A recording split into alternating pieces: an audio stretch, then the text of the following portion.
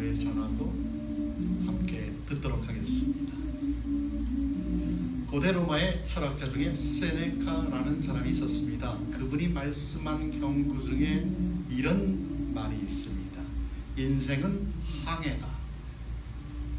인생은 항해다. 인생은 배를 타고 바다 위를 다니는 것과도 같다라는 이야기입니다. 인생은 항해다. 배를 타고 바다 위를 다니는 것과도 같다. 인생은 항해다 하니까 이런 말을 들으니까 참 낭만적인 것 같습니다. 우리 인생이 참 낭만적인 것 같은데 인생은 항해다. 우리가 잘 아는 산타모니카 일본 도로를 달리다 보면은 쫙 펼쳐져 있는 그 바다, 그것을 보면 그 풍경이 얼마나 낭만적인지 모릅니다. 달리다가 곳곳에 떠 있는 요트를 볼 것이라면 정말 그 옛날 우리가 들었던 캘리포니아 드림, 이런 노래가 그냥 머릿속으로 싹 들어오는 것 같습니다. 여러분, 캘리포니아 드림 그 노래 혹시 아십니까? 잘 모르십니까? 아주 유명했던 노래죠. 드넓은 바다, 쾌청한 날씨에 떠있는 그림 같은 한 척의 요트, 그런 멋진 장면, 돛을 올려서 순풍을 달며 미끄러지듯이 바다 위를 달리는 그 배를 생각할지라면 참 얼마나 기분이 좋은지 모릅니다. 그래서 어쩌면 항해라는 이 단어가 우리에게는 굉장히 낭만적으로 들립니다. 아주 멋진 느낌을 주는 말이기도 합니다. 하지만 그 낭만적인 말, 그 항해라는 말은 바다가 잠잠할 때만 해당이 됩니다. 만약에 바닷속에서 어떤 큰 파도가 일든지 풍랑이 일어나면 그 항해는 즉시 바뀌어버립니다. 배를 타고 가다가 폭풍을 만나면 사느냐 죽느냐의 관계로 확 바뀌어버립니다. 그래서 셰익스피어는 인생은 항해가 맞다. 인생은 항해가 맞지만 불확실한 항해다 라고 이야기합니다. 세네카는 인생은 항해다 라고 했지만 셰익스피어는 인생은 불확실한 항해다. 여러분, 그래서 뱃사람이나 어부들에게 항해라는 낱말은 우리가 생각하는 것처럼 낭만적이다, 참 멋있다, 그런 말이 아니죠.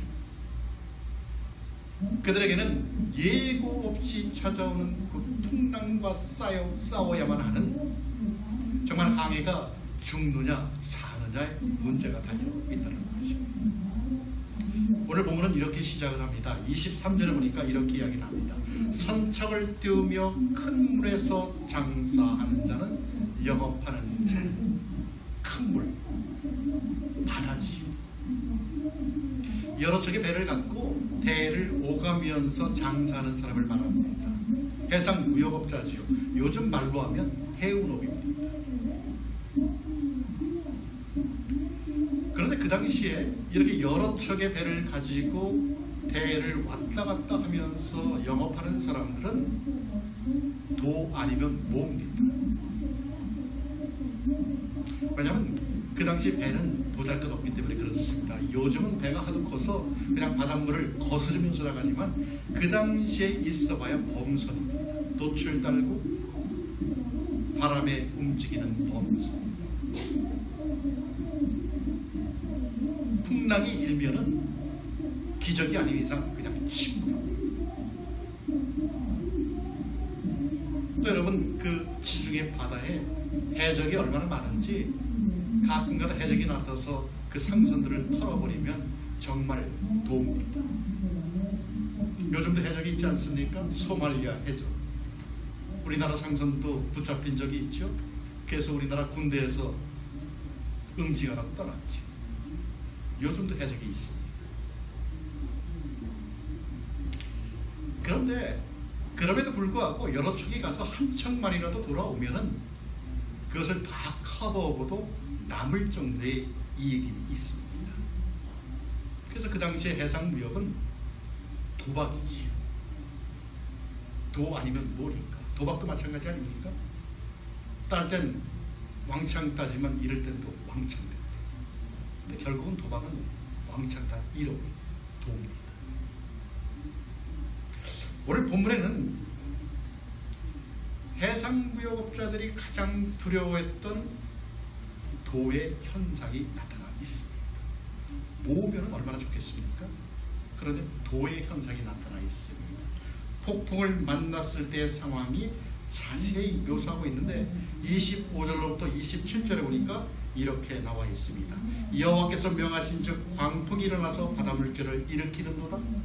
저희가 하늘에 올랐다가 깊은 곳에 내리니 그 위험을 인하여 그 영혼이 녹는도다.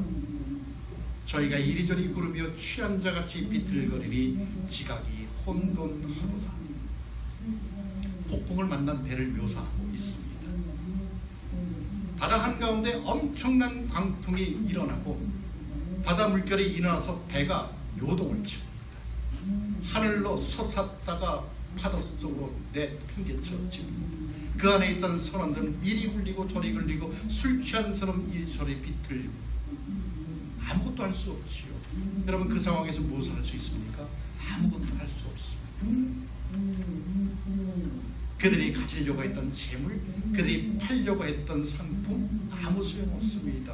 그들이 바닷속에서 겪었던 경험 아무것도 소용이 없습니다. 그대로 폭풍 속에 빠져 들어갈 수밖에 없는 것. 그 현상이 오늘 일어났습니다. 그래서 26절에 보니까 그 위험 때문에 그들의 영혼이 녹는다라고 이야기를 합니다. 영혼이 녹는다? 얼마나 힘들었으면 여러분 영혼이 녹을까요? 얼이 빠져버리는 것이죠. 간담이 서늘해지는 것이죠. 극도의 공포를 느끼는 것이죠. 이제 끝이구나. 정말 이제 끝이야.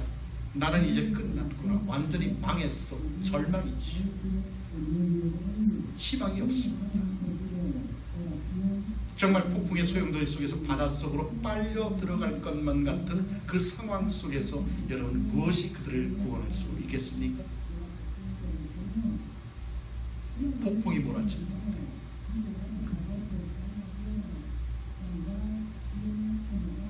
뭐가 아닌 도의 상황이 발생했습니다. 여러분 우리 인생 가운데도 뭐가 아닌 도의 인생이 있습니다. 바다 위에 떠있는 한 척의 배와도 같은 인생. 물론 순풍이 들 때면 좋지요. 그냥 사르르르 미끄러져 나가니까 얼마나 멋있습니까? 순풍이 불 땐 우리 인생도 좀 괜찮습니다.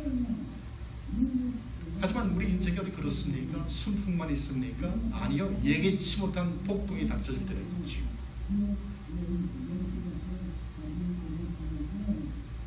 그 폭풍이 그저 그냥 배를 탔는데 배멀미를 할 정도면 괜찮습니다. 그냥 멀미약을 먹으면 되니까.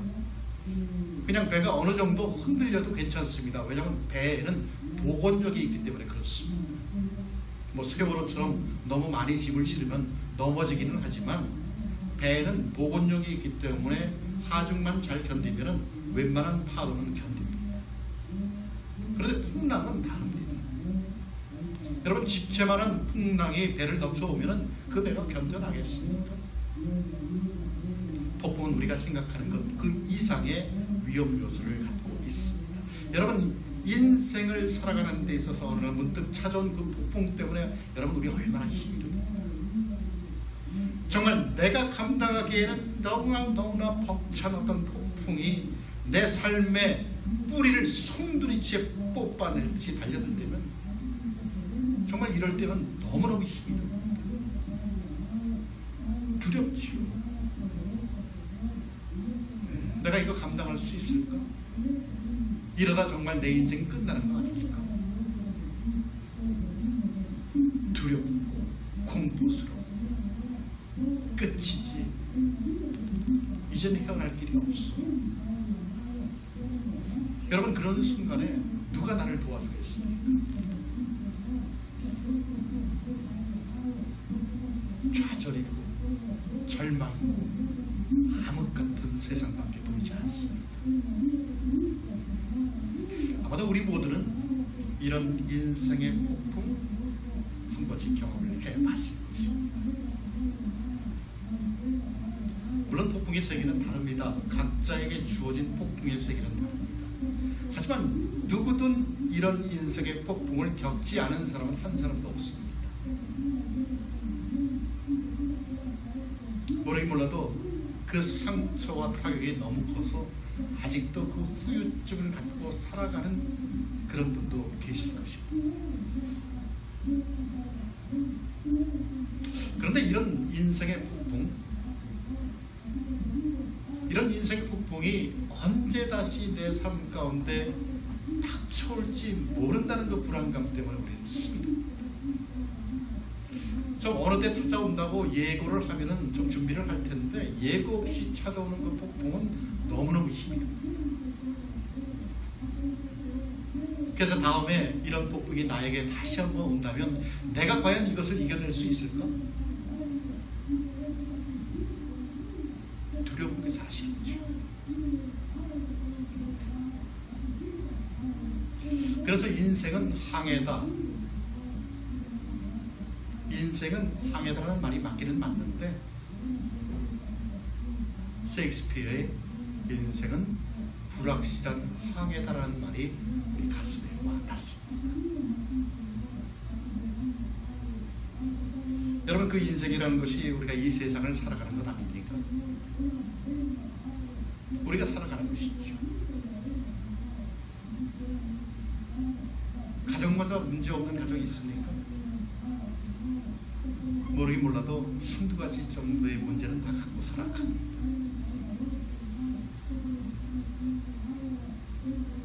참 이민의 삶을 살아가다 보니까 경기에 참 민감합니다.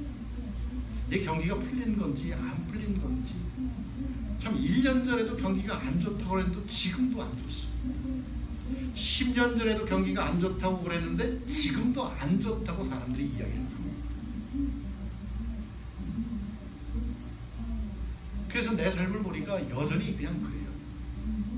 어떻게 보면 좀 구질구질한 것 같기도 하고 벗어나지를 못하고, 그냥 내가 다니는 직장도 그냥 불안불안하고, 뭐 벌려놓은 사업이 있으면 저렇게 흥왕되면 좋은데 그냥 벌려놓은 사업도 그냥 마지못해서 메꿔나갑니다.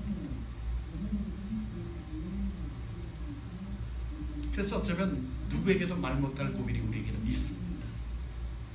저에게도 있고 여러분들에게도 아마 있을 것입니다. 정말 나 혼자의 힘으로는 그 어떤 것도 이겨내기가 쉽지 않은 삶을 우리는 살아가고 있다는 것입니다. 모두가 너무 힘들죠. 여러분, 이럴 때 도대체 누가 우리에게 희망을 줄 수 있습니까? 나를, 내 인생을 그 누가 이러한 폭풍 속에서 건져낼 수 있을까요? 아무도 도움이 되는 것 같지 않습니다. 정말 내가 힘들 때는 아무도 도움이 되는 것 같지가 않게 느껴집니다. 남편이요? 아내요? 내 가족이? 심지어는 나를 위해서 기도해 준다는 목회자도, 성도들도 별로 도움이 되는 것 같지가 않습니다. 그래서 완전 절망이지요. 완전 암흑이지요. 사면 추구하지요. 그런데 여러분, 오늘 본문에 보니까 무엇이라고 이야기를 하냐면은 24절에 보니까 이렇게 이야기합니다. 여호와의 행사와 그 기사를 바다에서 보나니, 여호와의 행사와 그 기사를 바다에서 보나니, 그리고 25절에서 여호와께서 명하신 즉 광풍이 일어나서 바다 물결을 일으키는도다. 여러분, 누가 개입되어 있습니까?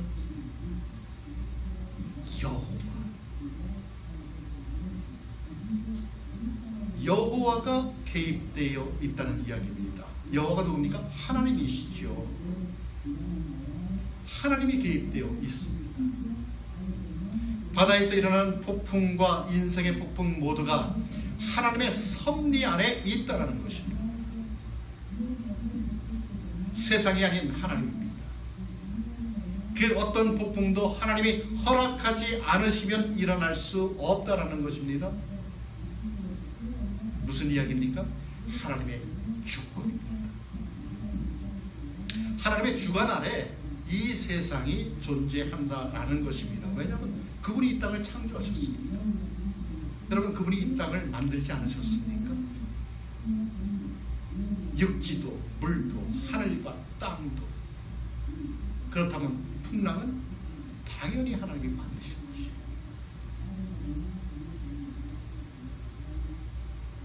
그래서 25절에 이렇게 말씀하지 않습니까? 여호와께서 명하신 즉 광풍이 일어나 바다 물결을 일으키는 도다. 그분이 일으켰다는 것이죠. 그래서 우리는 좀 안심이 되죠. 우리 인생에 찾아오는 폭풍, 그분이 일으켜줬구나. 그 무서운 폭풍을 다스릴 분, 그 거센 바람과 집채만한 파도를 움직이고 다스리는 분은 바로 하나님이시라는 것입니다. 그래서 28절에 보니까 근심 중에 이렇게 이야기를 합니다. 이에 저희가 그 근심 중에서 여호와께 부르짖음에 그 고통에서 인도하여 내시고 광풍을 평정히 하사 물결로 잔잔케 하시는 도다. 광풍을 만나 그들이 아무것도 할 수 없을 때 무엇이라고 이야기합니까? 부르짖었다고 이야기합니다. 부르짖은 것이죠. 세상을 향해서 부르짖은 것이 아니라 이 땅을 창조하시고 나를 만드신 하나님을 향해서 내 인생의 풍랑을 부르짖었다는 것이죠. 여러분, 부르짖었더니 고통에서 벗어나게 해주시고요, 폭풍도 물결도 잔잔하게 했다고 성경은 말씀하고 있습니다. 여러분, 우리는 기억해야 합니다. 여러분, 우리 보통 사람 아닙니다. 그저 그냥 세상에 태어나서 그냥 그렇게 살다가 없어질 존재, 그런 존재가 아니라는 것이죠. 우리가 누구입니까? 하나님의 자녀 아닙니까? 우리 아버지가 누굽니까? 이 땅을 창조하신 하나님 아닙니까? 여러분, 우리 대단한 존재입니다. 아주 대단한 존재입니다. 내 뒤에 있는 백 너무 경홀히 여기지 마십시오. 그분이 바로 나를 인생의 풍랑 가운데 보내신 분이라는 것입니다. 그래서 여러분, 우리가 인생의 풍랑을 경험했다면, 그리고 그럼에도 불구하고 내가 이 땅에 살아가면서 그것이 언제 올지 몰라 걱정이 된다면, 여러분 기억하십시오. 폭풍과 우주 만물이 모두 그분 아래 있는 것과도 같은 우리 인생의 풍랑은 그분이 해결해 주실 것이라는 것입니다. 우리가 할 것은 무엇입니까? 성경에 있는 말씀처럼 그런 상황이 우리에게 닥쳐졌을 때 그분께 부르짖어야 한다는 것입니다. 여러분, 그분을 바라보면 내 인생 아무리 암과도 같아도 한 줄기 빛이 나를 비추는 것을 우리는 느낄 수가 있습니다. 내 인생 아무리 캄캄해서 정말 꽉 막혀있는 사방이지만은 그럼에도 불구하고 그분께 부르짖으면 우리 눈에 보이는 한 줄기 빛이 우리를 감싸고 있다는 것을 우리는 느낄 수가 있습니다. 여러분, 그래서 정말 작은 신음에도 반응하시는 하나님 아니십니까? 그래서 우리가 주만 바라본다고 고백을 하지 않습니까? 여러분, 이 시간 그 하나님 우리 한번 찬양하십시다. 주님만 바라보겠습니다. 주님만 바라보겠습니다. 주님께서 이 땅을 만드시고 주님께서 우리 인생 가운데 풍랑을 허락하셨다면 하나님, 나는 믿겠습니다. 하나님께서 이 풍랑을 거둬주실 것입니다. 이 시간 함께 기도합니다.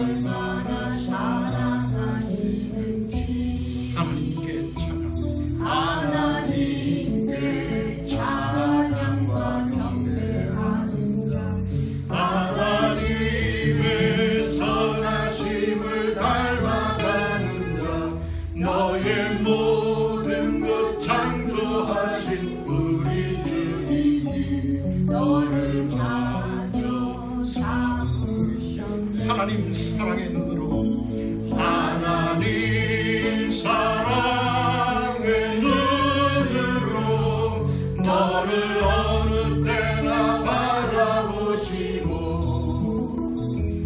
하나님 인자한 귀로서 언제나 너에게 기울이시니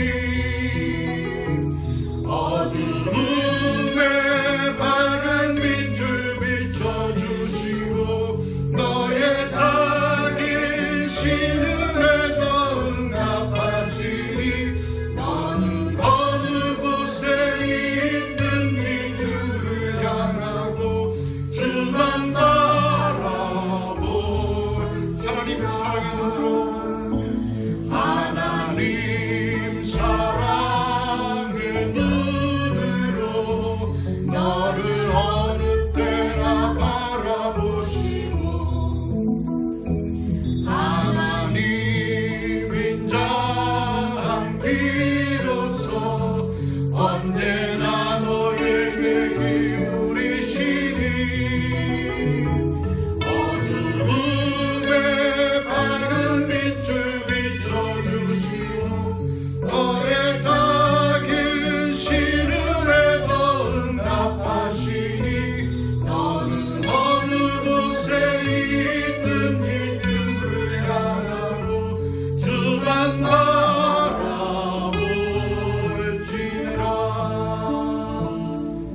아멘.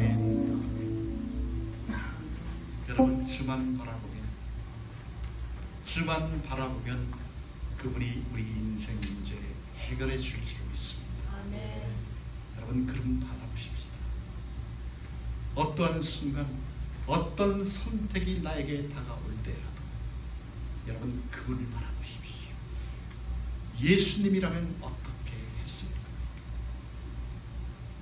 그분을 바라보면 그분께서 우리에게 지혜 주셔서 그 지혜로 모든 우리 인생의 풍랑들을 해결해 나갈 줄 믿습니다. 아멘. 여러분, 이러한 사건이 신약에도 있습니다. 마가복음 4장에 보니까 예수님께서 제자들과 함께 배를 타고 갈릴리 호수를 건너가는데 건너가다가 그만 풍랑을 만났습니다. 여러분, 갈릴리 호수입니다. 바다가 아닌 호수지요. 그러나 상당히 큽니다. 넓이가 한 10km 정도 되고요. 긴 데는 12km 정도 되고요. 잔잔할 때는 배가 미끄러듯이 나가지만은 그 가운데에도 광풍이 붑니다. 왜냐하면 북쪽에는 헬몬산이라는 것이 있어서 4,000m나 되는 높은 산이 있습니다. 거기서 찬바람을 확 한번 불어놓으면은 여러분, 이스라엘의 우측은 어디입니까? 사막입니다. 거기다 갈릴리 호수는 해수면보다 약 200m 정도 낮습니다. 그러니 찬바람과 더운 바람이 합쳐지면은 여러분, 바닷물이 올라갑니다. 소용돌이 치는 것이죠. 강풍을 만났어요. 제자들이 너무너무 힘들어합니다. 바닷물이 뱃속으로 들어오죠. 그냥 침몰할 것만 같은데 예수님을 보니까 그 풍랑과 관계없이 저 배 뒤에서 아주 편하게 훌훌 잠을 잡니다.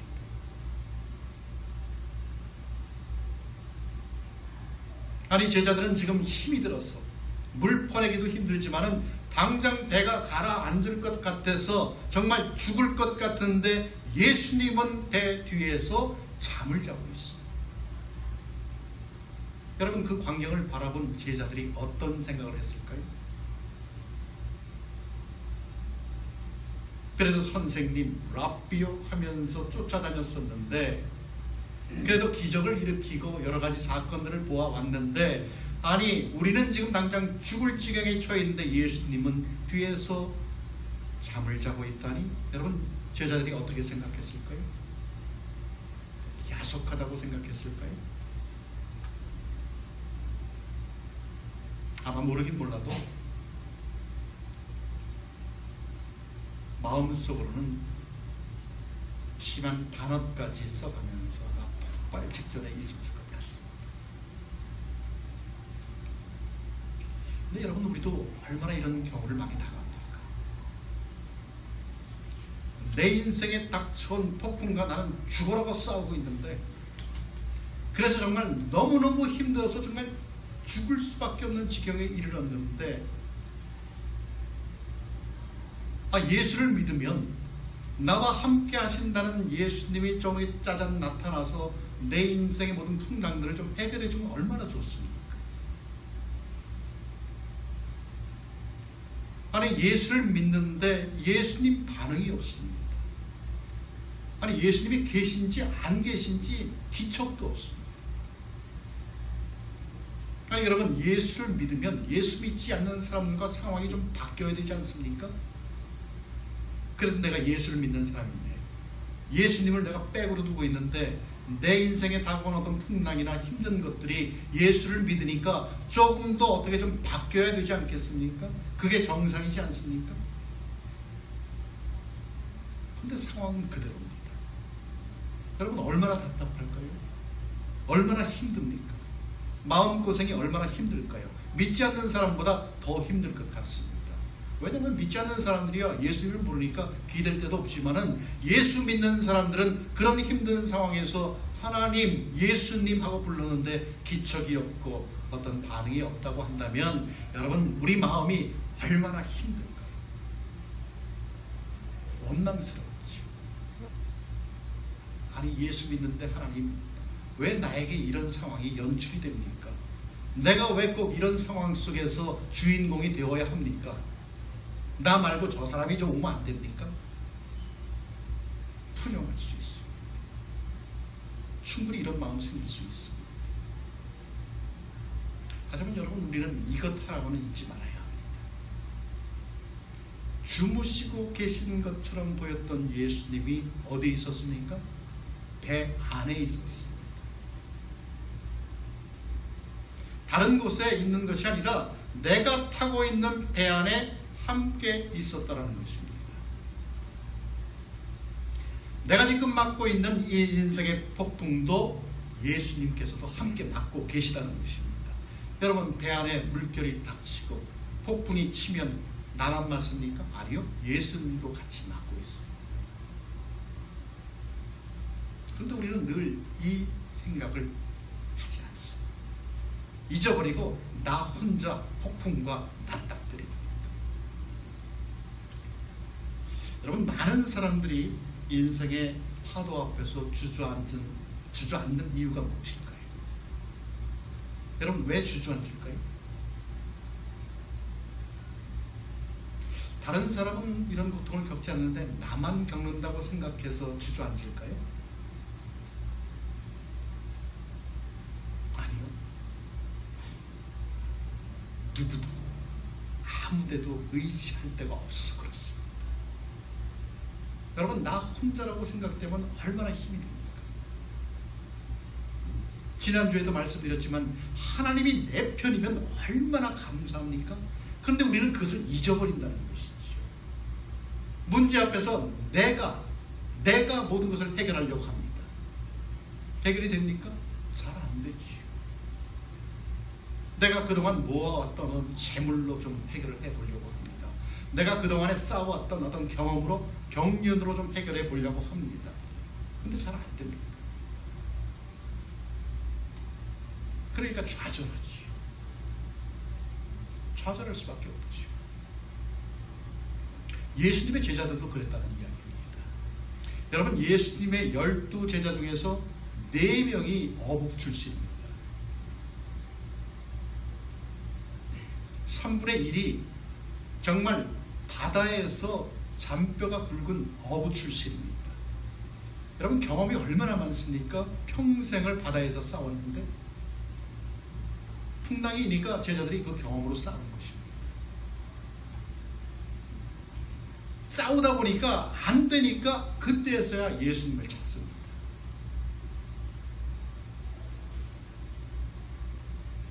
그때서야 나 혼자가 아닌 것을 알고 예수님을 찾습니다. 주님, 우리가 죽게 되었습니다. 살려주세요. 주님밖에는 나를 구원해 주실 분이 없습니다. 그때야 주님을 바라봅니다. 바라보고 무엇이라고 이야기합니까? 주님, 나를 좀 살려주세요. 부르짖었더니, 기도했더니 어떤 일이 일어납니까? 예수께서 깨어 바람을 꾸짖으시되 잠잠하라, 고요하라. 그랬더니 풍랑이 싹 없어집니다. 여러분, 만화 같은 이야기일까요? 아니요, 실제적인 역사적인 이야기입니다. 우리는 늘 배 안에 나와 함께 계신 예수님을 잊어버립니다.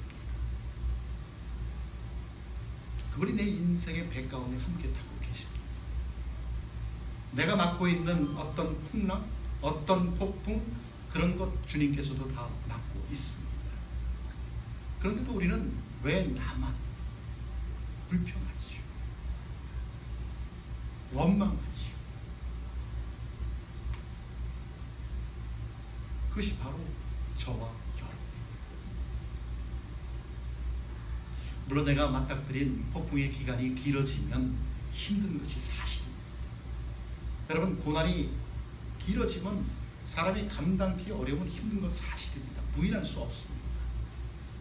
그래서 하나님은 침묵하시는가? 믿으면서도 이렇게 의심이 들 때가 있습니다.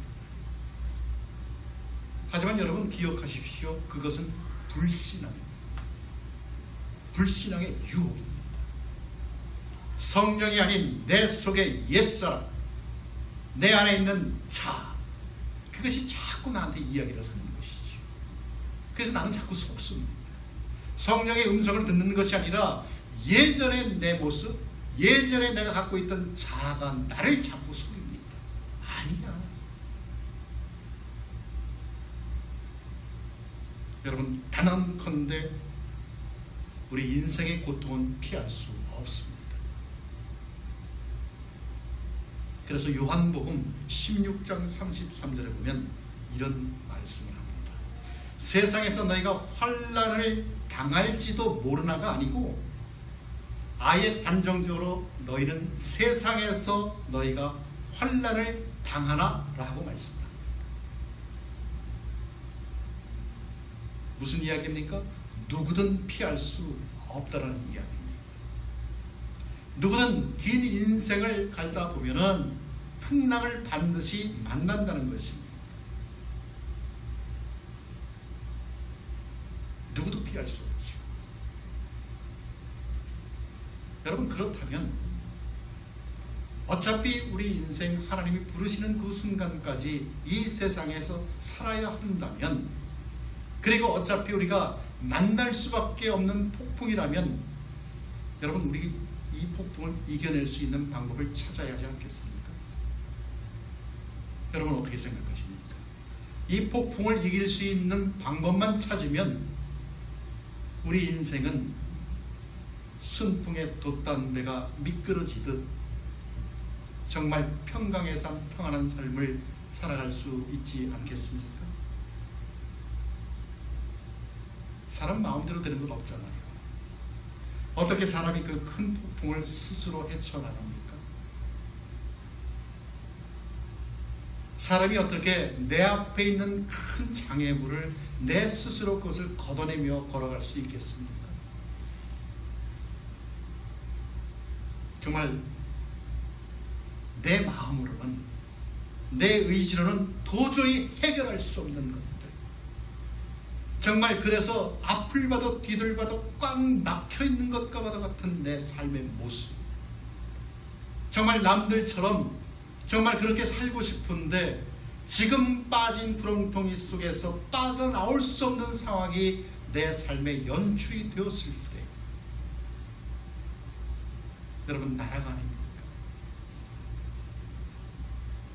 그것이 풍랑 아닙니까? 나는 빠져나오고 싶은데 빠져나올 수 없는 지경에 처한 내 인생, 그것이 내 삶의 풍랑이 아닙니까?